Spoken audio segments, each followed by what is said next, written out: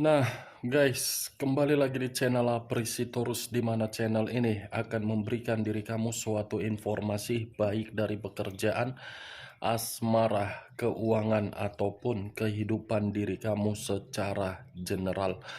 Sebelum saya memberikan suatu informasi dari beberapa aspek yang saya katakan tadi, saya juga mengingatkan kepada teman-teman, informasi yang saya berikan terhadap diri kamu bukan suatu acuan untuk kamu ambil dan untuk kamu terima. Saya hanya bisa memberikan diri kamu suatu informasi berdasarkan kartu yang saya pegang ini. Diri kamu hanya bisa berencana terhadap kehidupan kamu, akan tetapi di balik dari informasi dan perencanaan tersebut, lagi-lagi yang menentukan adalah Sang Pencipta. Sebelum saya mengambil satu persatu kartu yang saya pegang ini secara acak, saya juga mengingatkan kepada teman-teman apabila ketemu dengan channel saya agar menekan tombol subscribe-nya dan menyalakan loncengnya supaya next video saya lebih semangat untuk memberikan suatu informasi baik terhadap kondisi energi kamu, manusia yang selama ini kamu prioritaskan, serta pihak ketiganya. Oke, Wak Geng. Sama seperti biasanya, saya tidak memiliki judul atau topik yang akan saya angkat atau yang akan saya bahas, tetapi saya akan berusaha untuk berbagi informasi dan berbagi cerita dari setiap kartu yang akan saya ambil nanti secara acak. Apakah cerita di balik dari kartu tersebut akan mengarah terhadap pergerakan energi kamu, atau orang lain yang berada di ruang circle kamu, atau pihak ketiga, atau manusia tersebut? Kita langsung saja. Saya akan mengambil beberapa kartu, di mana kartu yang akan saya ambil nanti bisa saja bersifat resonate, bisa saja tidak bersifat resonate. Semuanya saya kembalikan terhadap pola pemikiran kamu. Semuanya saya kembalikan terhadap situasi energi yang kamu miliki untuk saat ini.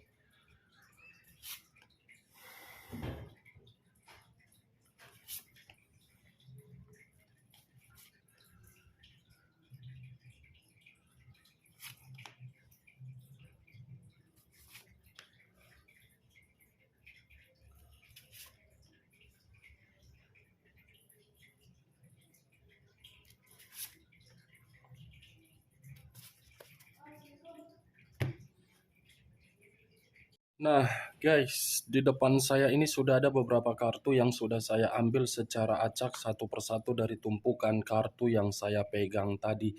Apakah informasi atau cerita di balik dari kartu yang ada di depan saya ini akan memberikan suatu gambaran yang bersifat positif atau kebalikannya? Kita langsung terhadap kartu pertama. Muncul kartu ini. Sekali lagi saya mengatakan, muncul kartu yang saya pegang ini. Di mana kemunculan kartu yang saya pegang ini seperti memberikan suatu isyarat dan berbicara terhadap kondisi satu energi, yang dimana kondisi energi tersebut untuk saat ini saya melihat dan saya merasakan sepertinya ada satu bentuk pergerakan, tetapi bentuk pergerakan ini seperti menginginkan suatu bimbingan atau nasihat atau pencerahan. Di mana ketika nasihat atau pencerahan tersebut didapatkan oleh satu energi tersebut, dipergunakan untuk mengambil satu pilihan yang bersifat positif. Ibaratnya satu energi itu saya kategorikan sedang kebingungan. Kalau saya mengarahkan kartu yang saya pegang ini terhadap posisi energi yang dimiliki oleh pihak lain atau orang lain, serta mengesampingkan satu energi yang saya katakan tadi, kartu ini cukup membuktikan bahwasannya sifat atau karakter yang dimiliki oleh pihak lain, saya rasa tidak bisa mengendalikan situasi emosional. Ibaratnya mudah marah, temperamen, dan kasar. Apa yang barusan saya katakan bisa saja mengarah terhadap posisi energi kamu, dan apa yang barusan saya katakan bisa saja mengarah terhadap manusia tersebut. Akan tetapi, sebelum saya memberikan suatu informasi terhadap kemunculan kartu yang saya pegang ini, terlebih dahulu saya akan mengarah terhadap diri kamu sebelum saya mengarah terhadap manusia tersebut. Sebelum saya mengarah terhadap manusia itu, terlebih dahulu saya akan mengarah terhadap diri kamu. Di mana ketika diri saya mengarah terhadap posisi energi kamu, baik secara pemikiran, perasaan, ataupun kondisi batin kamu, dari ketiga aspek yang saya katakan tadi, mungkin masih kata kemungkinan, masih ada situasi emosional yang belum kamu luapkan di dalam batin kamu. Emosional yang seakan-akan mengendalikan pemikiran kamu agar pemikiran kamu itu tidak jernih. Emosional yang dimana diri kamu bertindak dan bertingkah laku seperti orang yang marah. Kartu pertama yang saya pegang ini adalah kartu The Emperor. Kartu yang berbicara terhadap unsur api yang berlambangkan 3 zodiak: Aries, Leo, dan Sagittarius. Kalau saya mencoba untuk mengesampingkan ketiga zodiak yang saya katakan tadi, bisa saja kartu ini berbicara dari situasi komitmen kamu, yang dimana komitmen kamu itu hanya berdasarkan dari situasi aturan yang dibuat oleh manusia tersebut. Itu yang saya lihat. Kamu menjalankan suatu komitmen, tetapi komitmen itu penuh dengan aturan, penuh dengan ketidakbebasan, penuh dengan ketidaktenangan, dan penuh dengan ketidaknyamanan. Di sisi lain, kalau saya berbicara dari sisi lainnya, kartu ini pun seperti menjelaskan orang yang kamu prioritaskan memiliki sifat atau karakter di luar dari dugaan kamu. Bisa saja di awal pertemuan manusia itu terlalu manis, terlalu gampang merayu diri kamu, tetapi kebelakangannya rayuan dan perkataan manis tersebut tidak sesuai dengan tindakan dia. Ya, bagaimana mungkin sesuai dengan keinginan kamu, sementara manusia itu masih berpikiran dia yang terpenting. Itu dia, Wak Geng. Benar atau tidak yang saya katakan tadi, semua saya serahkan terhadap pola pemikiran kamu. Ya, kalau menurut diri kamu bisa masuk secara logika kamu, silakan angkat. Tetapi kalau tidak usah kamu angkat, dan jangan paksakan terhadap kondisi energi kamu dengan perkataan yang saya katakan tadi, harus bersifat resonate ataupun tidak resonate. Kalau saya berbicara dari sisi lainnya dan masih mengarah terhadap energi kamu, mungkin saya mengategorikan kamu terlalu agresif di dalam komitmen kamu. Agresif dalam arti kamu terlalu banyak obsesi. Terlalu banyak obsesi kamu untuk menciptakan suatu komitmen yang stabil, yang seimbang, padahal kenyataannya berbeda. Ini dia. Yang sekarang ujung-ujungnya apa? Kamu lebih mengutamakan logika kamu yang bermain daripada perasaan kamu. Yang dahulu perasaan kamu lebih kamu utamakan, sekarang perasaan tersebut kamu kesampingkan. Saya tidak bisa menyalahkan, kalaupun logika kamu yang kamu utamakan atau perasaan kamu yang kamu utamakan, saya tidak bisa menyalahkan situasi tersebut. Tetapi saya hanya mengatakan situasi kamu untuk saat ini sudah berbeda jauh. Berbeda jauh karena diri kamu hanya untuk memprioritaskan seseorang yang tidak layak untuk diprioritaskan. Saya tidak menyudutkan manusia itu, karena manusia itu pernah menjadi bagian hidup kamu.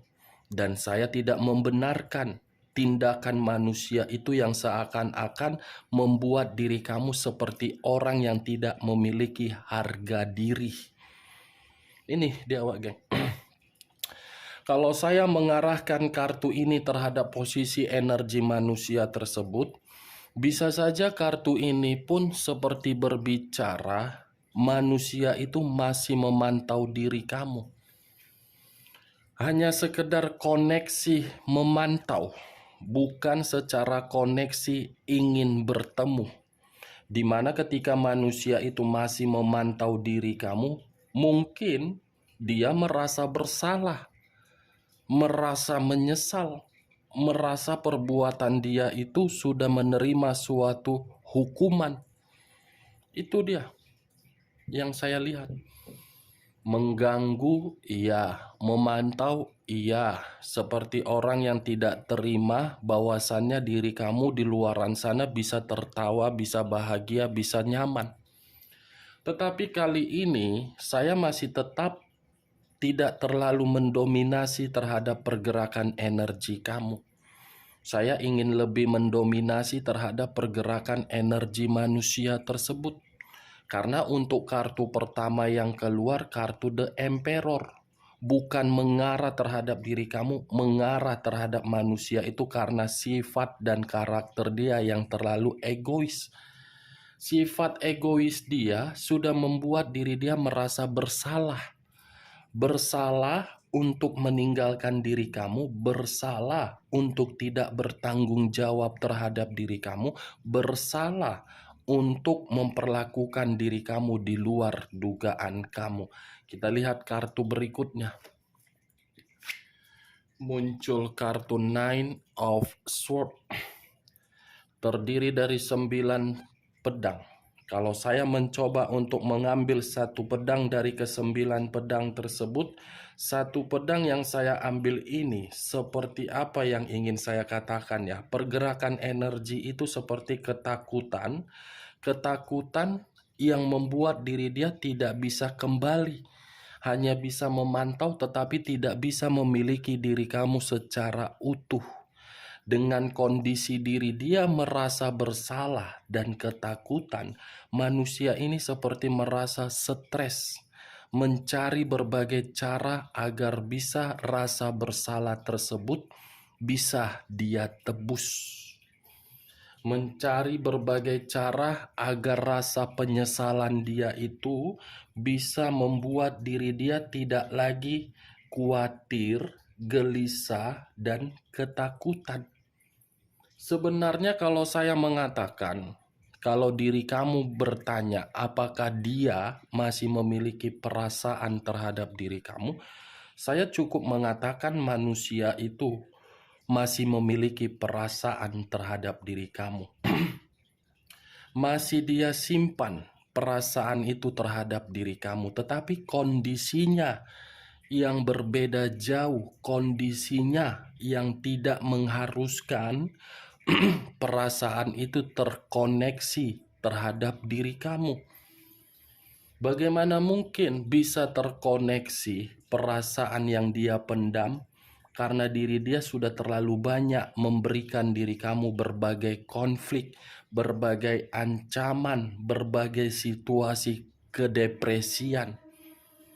Situasi konflik itulah yang membuat diri kamu tidak bisa mengambil satu pilihan, tetapi pilihan harus diambil. Ketika pilihan itu sudah kamu ambil, justru membuat manusia itu merasa ketakutan. Ingat, walaupun saya mengatakan mengenai diri kamu, belum tentu perkataan saya itu lebih mendominasi terhadap diri kamu, lebih mendominasi terhadap manusia tersebut. Muncul kartu Queen of Cups. Queen of Cups, unsur api, berlambangkan 3 zodiak: Aries, Leo, dan Sagittarius. Kalau saya mencoba untuk mengesampingkan ketiga zodiak yang saya katakan tadi, mungkin rasa bersalah dia itu membuat diri dia seperti orang yang baru peka terhadap perasaan bahwasannya selama ini saya yang salah, ada yang setia, kenapa ditinggalkan? Selama ini saya yang tidak peka, lebih mengutamakan sikap kearoganan daripada terhadap perasaan. Ini manusia sebenarnya merasa marah terhadap diri sendiri. Ini manusia sebenarnya mengasihani diri sendiri, dan ini manusia sebenarnya sedang menyalahkan diri sendiri. Kenapa? Karena manusia ini sebenarnya sadar dia itu adalah orang yang benar-benar terlalu memanipulatif, tetapi satu posisi di dalam perasaan dia berbicara lain. Emosional ini manusia, wah geng. Muncul kartu The Temperance. Lagi-lagi kartu yang mengarah terhadap unsur api yang keluar. Dan lagi-lagi masih berlambangkan 3 zodiak yang keluar: Aries, Leo, dan Sagittarius. Ya, bagaimana mungkin manusia itu tidak merasa emosi dan menyalahkan diri sendiri, karena dia paham hanya diri kamu yang bisa mengerti dan memahami manusia tersebut. Manusia itu mengakui diri kamu terlalu sabar untuk menerima manusia itu. Manusia itu menyadari dia yang membuat berbagai konflik, tetapi kamu yang disudutkan. Dia terpuruk, kamu yang mengubah. Dia yang miskin, kamu yang memberikan kestabilan. Intinya sih, ibarat seseorang yang menjerit, menangis, tetapi jeritan itu menggambarkan situasi bersalah telah meninggalkan diri kamu. Muncul 8 cawan.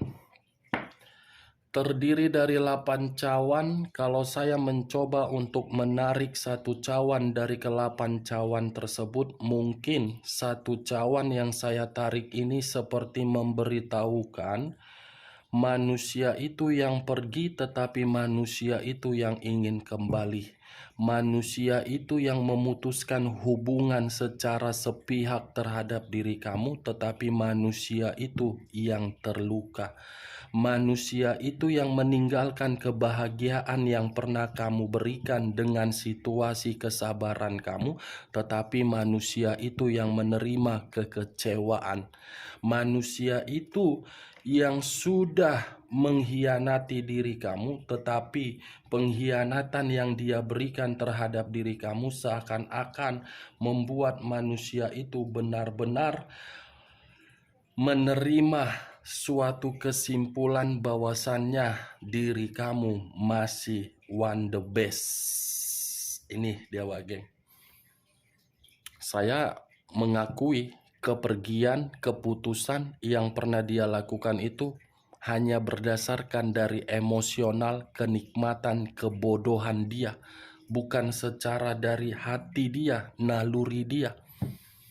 Batin, naluri, hati masih mengarah terhadap diri kamu, walaupun situasinya hanya bersifat imajinasi, untuk membayangkan diri kamu tetapi tidak bisa memiliki diri kamu secara utuh.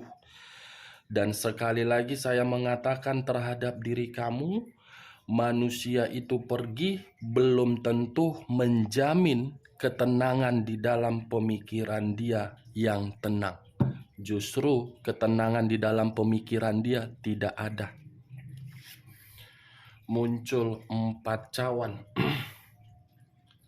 Terdiri dari 4 cawan. Kalau saya mencoba untuk mengambil 1 cawan dari ke-4 cawan tersebut, 1 cawan yang saya ambil ini sepertinya posisi diri dia di luaran sana sama sekali posisi yang dimana manusia itu tidak diperdulikan.